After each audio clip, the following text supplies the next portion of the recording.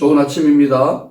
오늘은 멘토링 시간, 우리 김태종 목사님과 함께 시간을 좀 갖고자 합니다. 목사님 반갑습니다. 김태종 목사님을 제가 저희 교회 청빙할 때, 인터뷰할 때 사실은 그 광고를 이렇게 냈잖아요. 일본 선교에 관심이 있거나 일본어를 잘 하시는 분 해가지고 이제 그 청빙 광고가 나왔었지 않습니까? 그게 이제 중요한 청빙 그때 제가 일본 선교에 부름을 받아가지고 2년 반 전에.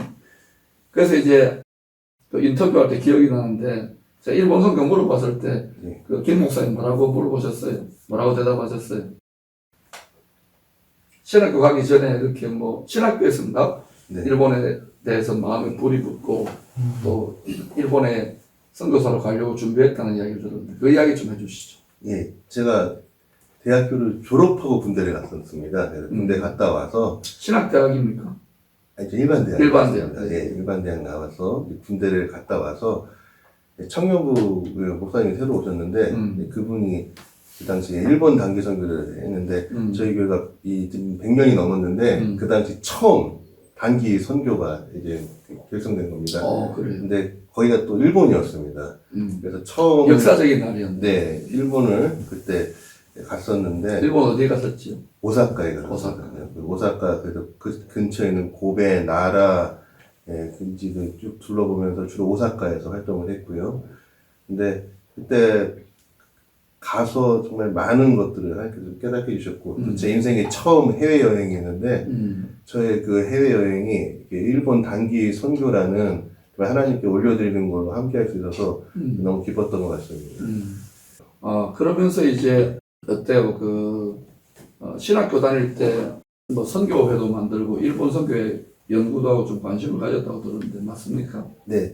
처음부터 제가 일본에 관심이 많았던 건 아니고요. 그냥 교회에서 일본 단기 선교를 나가면서 매년마다 또 같이 했었던 그 이후에 그러다가 신대원에 들어가게 됐는데 들어가서 처음에 들어가면은 경건 훈련이라고 기숙사 생활을 꼭 한 번씩 해야 됩니다. 네, 지역과 상관없는데 같이 방을 쓰게 된 친구가 본인은 일본 선교로 나가야 된다.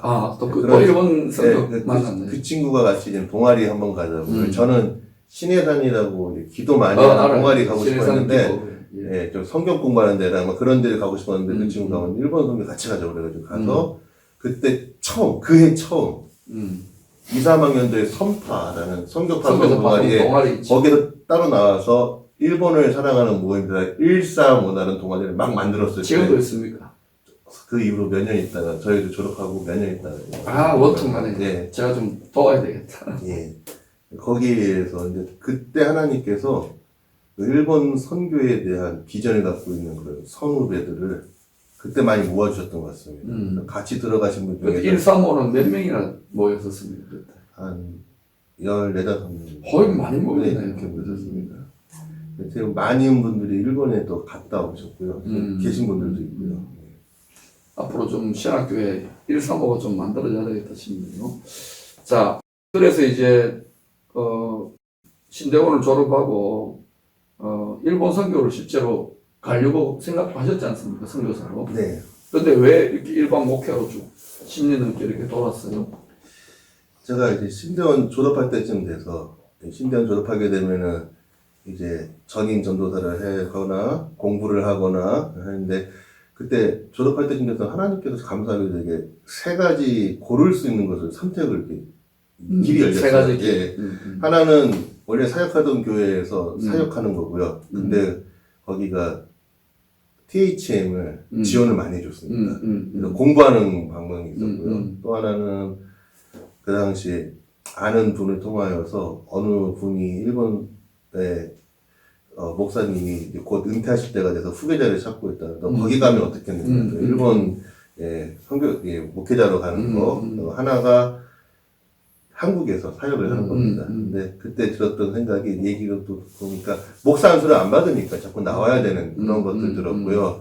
또 세계에서 가장 목회가 활발한 것이 왕성한 것이 한국교회이기 때문에 이왕이면 목사 안수까지 받고 좀 더 훈련을 받아가지고 나가는 것이 맞지 않겠는가 싶어서 그래서 이제는 전임 전도사로서 그렇게 했는데 그리고 나서 제가 이제 계속해서 기도하며 일본을 했어야 되는데 한 2, 3년 지나면서 그게 사라졌습니다. 그런 모임 같은 데서 제가 안 나가게 되고 그러면서 오랫동안 좀 이렇게 지체가 됐던 것 같습니다.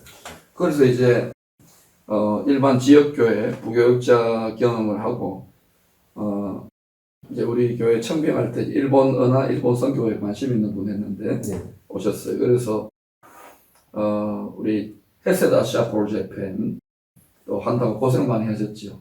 아유, 즐거웠습니다. 그리고 또 즐거웠다가 좀 굉장히 고생해서 처음 해보는 거다 보니까 제가 일본 선교에 이제 다 너무 뿔뿔이 흩어져 있고 세력이 약하기 때문에 플랫폼을 만들려고 했고 그때 헤세드 아시아 볼 재팬 하기 전에 재팬 빌립보 교회 그죠? 그래서 했는데 그게 이제 사실은 잘 될까 생각했는데 김 목사님이 그 재팬 빌립보 교회를 하면서 또 헤세드 아시아 볼 재팬을 섬기면서 어떤 마음의 어떤 사모님하고 일본에 대한 다시금 불이 좀 붙었다 할까요?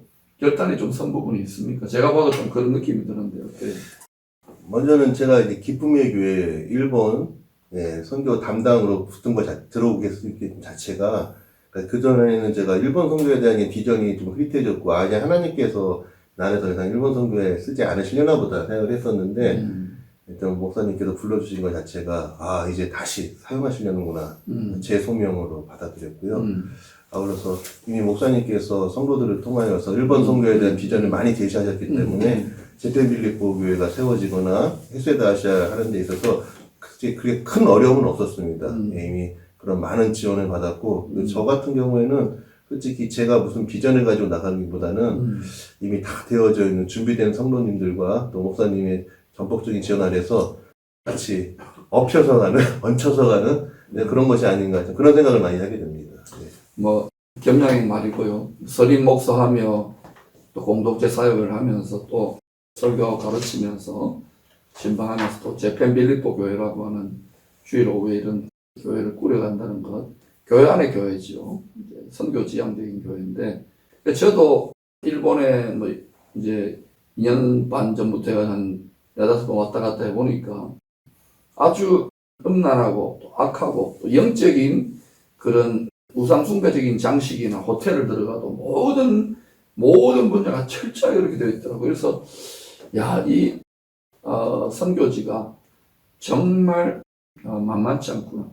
서양 선교사들이 500년 이상 사실은 쏟아부었는데도 잘 안 되는데 이거는 정말 전혀 다른 접근을 해야 되겠다는 생각이 들는데 김 목사님이 잘 또 준비하셨어. 하나님의 때에 저희도 하나님이 또 이런 복음 전하는 일을 열심히 한다면은 하나님 분명히 교회도 더 축복하실 거니까 영혼교회. 그때 이왕이면 뭐 오사카도 북구오카도 동경에 재팬 빌립보 교회를 머지않은 장래에 세울 수 있기를 바랍니다. 아멘. 거기 우리 단기 선교 좀 갈 수 있도록 해주세요. 네. 아멘. 네. 자, 그런데 지금 비전 이야기를 했는데 우리가 십자가의 예수님이 그 빛을 우리가 영접함으로 그 빛을 받았잖아요. 그죠? 빛을 받고 난 다음에 우리가 두 가지 길을 가게 돼 있거든요. 예수를 믿고 하늘길, 천국길, 성령의 길을 따라가는 이 길은 좁은 길이죠. 좁고 협착한 길이고 또 하나의 길은 예수를 믿지만 땅의 길, 이 세상의 길이죠. 세상의 길, 육신의 길은 세상 사람보다 넓은 길로 가기 때문에 이 길로 가는 성도들은 사명을 깨닫지를 못해. 사명을 몰라요. 그냥 자기 하나 이 세상에서 좀 편안하게 살다가 좀 주의 도움을 받아가지고 살다가 가는. 그러니까 사명을 모르고 사명이 없는 신앙생활이지요. 그러나 이 길로 가면 하늘의 소망을 두고 천국의 소망을 두고 천국의 영광과 성령을 따라 좁은 길을 가기 때문에 이 길은 십자가의 길이지요. 십자가를 지고 가는 길인데 이 길은 반드시 가면은 사명이 있습니다. 하나님의 선한 일, 특별히 그 사명 중에 제일 귀한 일은 복음을 전하는 일인데 아까 김태종 목사님 말씀하셨죠. 처음에 이제 일본 선교가 꿈을 꾸고 이렇게 해서 이제 점점 기쁨의 교회 오고 목회를 하면서 나를 이제 하나님이 이렇게 인도에 가시나 보다 이런 선교적 방향으로 이렇게 보시는데 이게 어때요? 쭉 이렇게 퍼즐 조각이랄까 아니면 징검다리가 맞추어져 가는 것 같습니까? 아니면 괜히 기쁨의 교회 와서 박진선 목사를 만나 일본 선교에 못 들렸다 이런 생각이 듭니다. 정직하게 한 말씀해 주세요. 기쁨의 교회 와서 정말 놀라게 되었고요. 저는 그동안 함께 주셨던 것들이 당연히 일본 선교를 갈 줄 알았는데 이게 끊어졌다 생각을 했는데 다시 한번 하나님께서 불러주셔서 그 이후에도 기쁨의 교회 와서 헤세드 아시아라든가 이런 사역들을 통하여서 또 그 다음 길을 지금 준비하는 가운데 있습니다. 계속해서 하나님의 그 기이한 손길을 경험하고 있습니다. 이걸 growing sense of destiny 리더십 용어로는 점점 growing sense 하나님이 나를 그 destiny 무엇을 위하여 이 땅에 태어나게 하시고 사역자로 세우셨는가에 대한 사명에 대한 센스가 점점 성장해 가거든요. 그 점점 이제 느껴지는데 아마 재팬 빌립보나 헤세드 아시아폴 재팬을 1년가량 섬기면서 점점 하나님이 이쪽으로 부르고 계시는 거라는 것이 조금씩 초점이 맞춰지는 같은 느낌이 들 것 같은데 네. 제가 그렇게 느껴지거든요. 맞습니까? 네, 맞습니다. 왜 재팬 빌립보 교회가 이게 이제 유지가 되느냐면 쉽지 않은 사역이잖아요. 일본말로 서로 이제 기도하고 또 이런 말이 서투른데 제가 볼 때는 하나님이 그 방향으로 부르신 일반 한국에서 기쁨의 교회가 나서 목회를 해도 되는데 이리로 부르시는 것이 하나님의 뜻이라면 내가 두렵고 떨리지만 한 걸음 한 걸음 순종해 나가면 어떻게 될까요? 순종하면 또 징검다리가 나타나요. 또 하나 나타나 또 하나 나타나. 그래서 점점 어떻게 되냐면 스피드가 빨라져요. 이전에는 한 10여 년 이상은 이제 일반 교회 경험하면서 이렇게 국시앗이 이제 잠보고 있었던 것이죠. 근데 그것이 뭐 썩어지거나 버려질 시간이 아니고 어떤 면에 저는 이렇게 봅니다. 만약에 목사님이 20대나 30대 초반에 그 부계자가 되어서 일본에 갔다 목회를 했다 그러면 아마 고생을 굉장히 많이 했을 거예요. 왜냐? 목회 경험이 별로 없잖아요. 신학하고 갔는데 일본은 또 굉장히 영적으로 힘든 곳인데 가서 시행착오를 겪으면서 다 하는데 아마 한국교회의 장점 또 믿음의 가정의 장점들을 가지고 이 배우는 시간들이 훈련의 시간들 하나는 필요했던 것 같아요. 왜냐하면 일본은 단지 전도하면 하는 게 아니라 좋은 교회 모델을 세우는 게 필요하거든요. 부흥하고 성장하는 교회 모델을. 그래서 또 기쁨의 교회도 지금 이 시대에 롤 모델이 되겠다고 지금 돌파구를 열려고 그러잖아요. 선교사들이 500년 동안 수만 명이 들어갔는데도 안 되잖아요. 근데 저기가 이슬람권이나 북한보다 더 힘들 겁니다. 어떤 의미에서. 왜? 겉으로는 잘 살고 유혹도 많고 위협도 많고 거기에서 정말 깨어있지 않으면 안 되는데 저는 어떤 의미에서 하나님이 목사님이 한국의 일반적인 교회나 또 여러 가지를 경험하게 하시고 여기 오시고 또 저에게 일본 선교에 마음을 주시고 또 교회도 그런 준비를 해가면서 아마 여러 가지 그런 앞으로의 비전과 연관시켜서 준비를 하고 있는 걸로 아는데 그런 제가 지금 해석하는 게 맞는 것 같습니까? 어떤 것 같습니까? 예, 목사님. 그런데 이게 지금 한국 목회나 일본 목회나 본질은 다 똑같거든요. 그래서 저는 그렇게 생각합니다. 우리가 이 시대 한계의 돌파를 기쁨에 연다면은 일본 선교도 분명히 김 목사님이 교회를 개척하면은 반드시 돌파가 열린다고 생각해요. 거기에 제일 중요한 관건은 순간순간 하나님의 영의 인도를 받으면서 좀 힘들고 어렵고 뭐 우리가 지금 뭐 일본에 교회를 개척하는데 엄청난 돈이 필요하고 그런 걸로 아는데 하나님이 하시거든요. 물질이나 우리의 실력이나 일본어가 아니라 순종해 나가면은 지금까지도 어때요? 헤세드나 또 재팬 빌립보의 기적 같은 일들이 많았지 않습니까? 시간 관계상 다 나눌 수 없지만은 분명히 이 길도 여시기 때문에 우리가 걸어오는 순종의 여정에서 이게 이제는 10년, 5년, 1년 되는 게 순간순간 빠른 속도로 아마 열리리라고 보고 나중에 어떻게 되어졌으면 좋겠냐면 focused life 리더십 용어입니다. 초점이 딱 더 뚜렷해야 돼요. 그러면 불이 붙습니다. 점점점 제가 볼 때는 지금 우리 김 목사님도 그렇고 사모님도 잘 순종해 주셔서 두 분이 이제 이런 불이 붙고 있는 것 같은데 사단이 계속 빼앗아 가려고 그럴 거예요. 이 불을 꺼뜨리지 말고 계속 거기에 이 거룩한 성령의 불을, 생명의 불을 잘 이렇게 전파할 수 있도록 주의 때까지 여기 잘 도우시고 훈련 받으셔서 하나님의 복된 파송을 받을 수 있게 되기를 축원합니다. 감사합니다. 우리 같이 그렇게 믿음의 선한 싸움을 싸워보십시다. 네. 우리 성도님들에게 또 사명의 길을 가고 싶어하고 선한 일을 우리가 다 감당해야 되는데 이런 차원에서 격려 한번 해주십시오. 정말 하나님을 바라보고 정말 하나님의 말씀을 붙잡으면은 하나님께서 항상 정말 길을 인도해 주시는데 조금이라도 내 시선이 하나님 바깥으로 돌 적에 많이 방황하는 것을 지금도 계속해서 경험하고 있습니다.